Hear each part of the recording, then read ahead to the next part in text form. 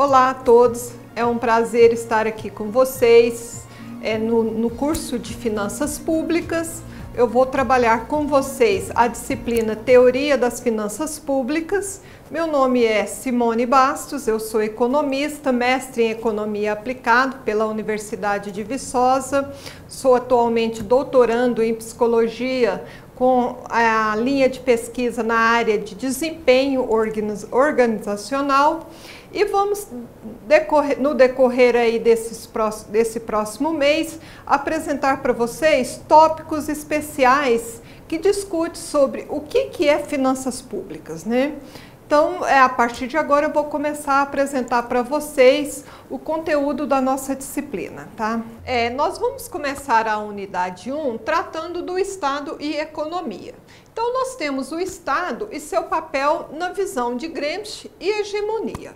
Gramsci foi um jornalista político e que discutia que o Estado ele tinha um papel predominante na sociedade a partir da formação ideológica dos seus cidadãos.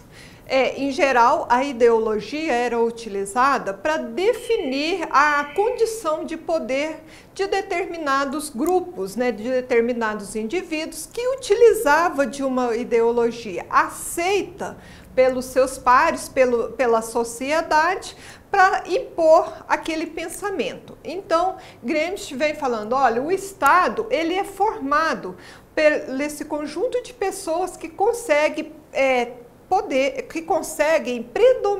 ter uma predominância no pensamento da forma como o Estado deveria ser administrado, deveria ser dirigido, ou também como poderia ser utilizado para atender os benefícios das elites predominantes daquela época. Aí, por outro lado, vem um outro pensamento dos hegemônicos, que eram estudiosos que discutiam que a hegemonia era uma visão que atendia exclusivamente ao poder elitista, mas ele não estava baseado muito na crença de que os seus liderados, que a sociedade estaria disposta a compartilhar ou ter a mesma ideologia. Então, eles iam trabalhando para que se fosse formando o pensamento hegemônico e a partir dali ele deveria se sobrepor ao todo o Estado. Ou seja, aí o Estado ele vem nesse papel dele, né, de sempre cumprir como orientador, como dinamizador, dando norte para a sociedade, para as áreas econômicas e políticas, de como ele deveria servir a sociedade e como ele poderia ser utilizado para fins também daqueles dirigentes políticos, para aqueles grupos econômicos que desejavam ter uma supremacia, né? E aí, dentro desse raciocínio, a gente começa a conhecer a origem dos partidos, né? Das pessoas que se agrupavam em torno de uma ideologia comum e aqueles que conseguiam manter essa hegemonia a partir dessa ideologia, eles iam se sobrepondo à sociedade. Nesse sentido, contrapondo essa visão de que o Estado ele era formado por pensamentos ideológicos, por doutrinas comuns ou interesses próprios, vem Schumpeter, Dawes e vem discutir a questão da concorrência perfeita. Quer dizer, eles começam a enxergar o Estado como uma estrutura mais burocrata, ela mais organizada hierarquicamente, com fins e objetivos específicos. Dentro dessa visão, quando Schumpeter fala, olha, os partidos, eles são como empresas, então um partido concorre com o outro. Nesse sentido, os partidos, eles são a estrutura organizacional que as pessoas considerados os políticos, denominados os políticos, se agrupam ou têm interesses específicos. E tem os cidadãos que estão dispostos a seguir, a orientar-se pela visão ideológica dos seus políticos, que naturalmente comporão os partidos, e aí nós temos um agrupamento, né, de pessoas com interesses específicos, ideológicos, interesses econômicos, sociais, direcionados para determinado grupo. Então, o partido A, ele tem uma visão ideológica, ele deseja promover o crescimento de uma forma, o partido B de outra forma, um quer induzir o crescimento gastando mais, o outro gastando menos, um investindo mais em educação, e por aí nós vamos discutindo essas questões do papel do Estado. E tem os burocratas. Quem que seriam os burocratas? Seriam as pessoas operacionais, né, que estariam à disposição dos cidadãos, dos políticos e dos partidos. Aqui nós temos então os empregados públicos, os funcionários públicos, que são aquelas pessoas que vão trabalhar para atingir, para atender as expectativas dos cidadãos por meio da liderança dos seus políticos e naturalmente daquele partido que foi alcançado, né, a um nível de gestor em determinado momento. Então, os burocratas, eles vão discutir, vão estar atuando dentro das autarquias, dentro das universidades, dentro de todos os órgãos públicos, empresas públicas destinadas a atender os anseios dos cidadãos por meio das políticas estabelecidas pelos políticos e seus respectivos partidos. E aí a gente tem, então, a composição da estrutura organizacional em poderes, que são os poderes executivo, legislativo e o poder judiciário. A ideia é que você tivesse níveis diferentes, né, diante da sociedade, para que nenhum poder tivesse um maior poder sobre o outro ou que impusesse. Então, nesse nível, nós temos um governo federal, né, que é o federalismo de governo, que é ambientado em 3 níveis, né? Também em 3 níveis quando eu penso estadual, municipal e federal. Também é outro nível de governo. Na unidade 2, nós vamos falar dos setores público e privado, que é uma discussão até que ponto o setor privado atende à sociedade e até que ponto o governo, o setor público, ele vem preencher a lacuna do que o setor privado não tem interesse em atender a sociedade. Levando em consideração esse pensamento, a gente tem que pensar que quando nós estamos na área pública, na gestão pública, a gente pensa que os bens que nós colocamos à disposição da sociedade, eles seguem alguns critérios, né? Ele tem algumas características muito específicas, né? Um é a rivalidade. Se eu consumir, o outro indivíduo não vai consumir. Então, o que a gente poderia citar, por exemplo, é a área da saúde, né? Se eu tenho uma consulta naquele momento com determinado médico, em determinado posto de saúde, o outro indivíduo não vai consumir.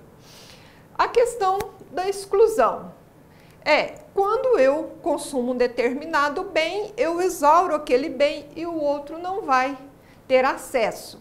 Hoje, um caso muito crítico que nós estamos tendo no Brasil é o que geraria, né, a exclusão e naturalmente a externalidade, é o caso daquele problema ambiental que nós estamos tendo na Samarco, né? A partir daquele problema que nós tivemos lá, houve a exclusão das pessoas que estavam ao longo do rio do consumo da água, daquela área que eles já viviam, das suas propriedades rurais, que geravam uma renda. Então, o governo ele tem que vir e intervir de modo a ter uma compensação. E isso advém de uma externalidade. E o que é uma externalidade? A externalidade é a situação que ocorre quando você tem um benefício ou um malefício. No caso da Samarco, nós estamos tendo uma externalidade negativa, porque externalidade negativa é tudo aquilo que causa um malefício. Qualquer atividade econômica ou social, né, que cause algum distúrbio, som alto e tudo mais, isso é uma externalidade negativa, ela traz um prejuízo para a sociedade local ou regionalmente uma região mais ampla. E também nós temos pontos positivos, que é a externalidade positiva, né? Quando você implanta uma indústria em determinada cidade, você fomenta o emprego.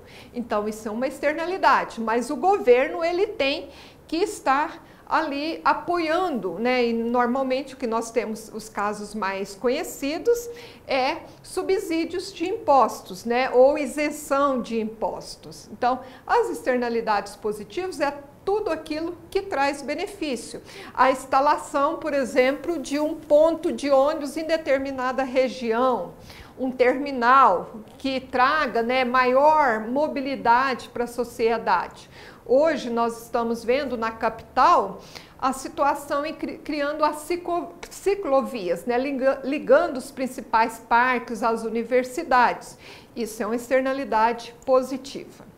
Nós temos também as regulamentações de utilidades públicas, né, no caso que são aquelas atividades que o governo coloca numa parceria privada. Por exemplo, quando eles dão a concessão de uma rodovia, você tem uma parceria com o setor privado, ele mantém a qualidade do serviço, né, de modo que quando o governo tem restrição orçamentária, normalmente ele coloca algumas atividades econômicas à disposição de empresas por meio das suas concessões, e isso favorece a sociedade. É um papel do Estado regular isso, né? Ó, não vão cobrar demais, você tem um limite para cobrar, não é assim, né? Tem gente que tem maior poder aquisitivo, mas a maioria da sociedade tem um poder aquisitivo menor. Em função disso, para atender tudo isso, o governo precisa receber, né? Ele precisa tirar uma parte da renda da sociedade para bancar todos esses gastos. É o que nós chamamos de carga tributária. Mais para frente vamos falar sobre isso. A crescente participação, diante de todo esse papel do governo, nós temos a crescente participação do setor público, né? Nós estamos observando a cada ano a fala, né? Ah, o Estado está inchado, ele gasta mal, mas ele é um elefante, né? Ele demora a se mover, ele tem dificuldades.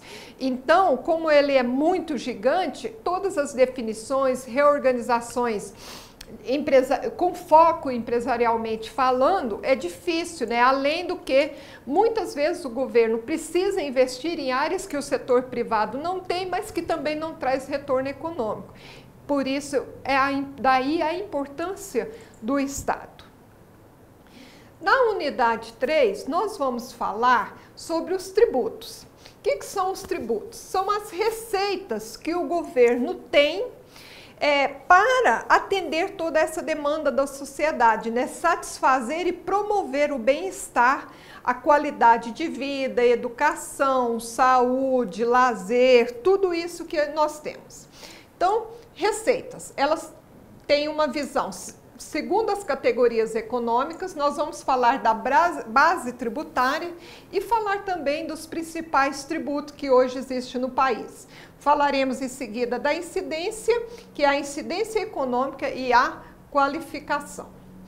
Receitas públicas, o que são? São as receitas orçamentárias do governo, federal, estadual e municipal, os 3 níveis, que são classificados segundo a categoria econômica, ou seja, como que ela de onde que ela é retirada, né? Então, a receita corrente, ela é aquela proveniente dos tributos de atividades produtivas e, no caso dos governos estaduais e municipais, transferências correntes, né? Um governo transfere para o outro, tem a fundo de participação do estado, de município, que o governo federal arrecada e repassa. Nós temos também as receitas de capitais, que são aquelas provenientes de empréstimos e de vendas de bens. O governo, principalmente nesse último ano, né, visando promover o seu equilíbrio fiscal, ou seja, colocar receita igual despesas públicas, ela lançou aí na gestão do Levi, uma lista, um legado muito grande de imóveis que serão colocados à disposição, além também da venda, né, das concessões, leilões que estão ocorrendo. Ou empréstimos, né, que são os títulos federais que o governo emite. O tributo, né, ou as receitas públicas são classificadas em imposto, que é aquilo direto sobre um determinado bem, a taxa, que são as taxas de esgoto, taxa de iluminação, por exemplo, a luz da rua, ela é cobrada de todos nós, ela é considerada uma taxa. Contribuição de melhoria ocorre quando você tem uma melhoria direto, especificamente próxima de você. O caso mais típico que nós temos é o caso de asfalto, né? Quando o governo faz o asfalto, ele vai lá e faz um rateamento, né, entre os moradores daquela região, todos contribuem. E a contribuição social e econômica, que aqui é uma categoria especial que basicamente a gente não fala muito dela como uma classificação de tributo, né? Mas ela tem objetivos sociais e econômicos, que é a contribuição social sobre o lucro líquido e a CPMF, né? Que hoje nós estamos aí na iminência disso voltar a ser implementado, né? Antigamente, na época em que se extinguiu, a CPMF, ela era destinada à área da saúde, né? Agora já está se discutindo até a educação. Vamos ver como é que vai ficar o ano de 2016, né? Para discutir isso, da onde que vem esses impostos, nós temos a base tributária. O que é a base tributária? Como que eu cobro do indivíduo, do cidadão e da empresa? Então, essa fonte, onde que eu vou conseguir tirar a receita, nós chamamos de base tributária. É equivalente à base de cálculo, sendo a grandeza econômica sobre a qual se aplica a alíquota para calcular a quantia a pagar, segundo o direito tributário. Dos impostos cobrados, conforme a base tributária, nós citamos a base de propriedades móveis, terras e automóveis, que são IPTU, ITR e PVA. Venda de ativos reais, ITBI. Venda de mercadorias, ICMS e IPI, né? Esse aqui estadual e IPI no nível federal. Fluxo de renda, contribuição da Previdência Social, imposto de renda pessoa física e imposto de renda pessoa jurídica. Transações financeiras, IOF e CPMF. Aqui finalizamos o nosso tópico, né, sobre receita pública, sobre as discussões que envolvem as classificações econômicas e legais da receita pública e posteriormente no próximo tópico nós vamos falar de despesa pública e no último tópico falaremos sobre a dívida do setor público e como que está hoje o processo de crescimento do país.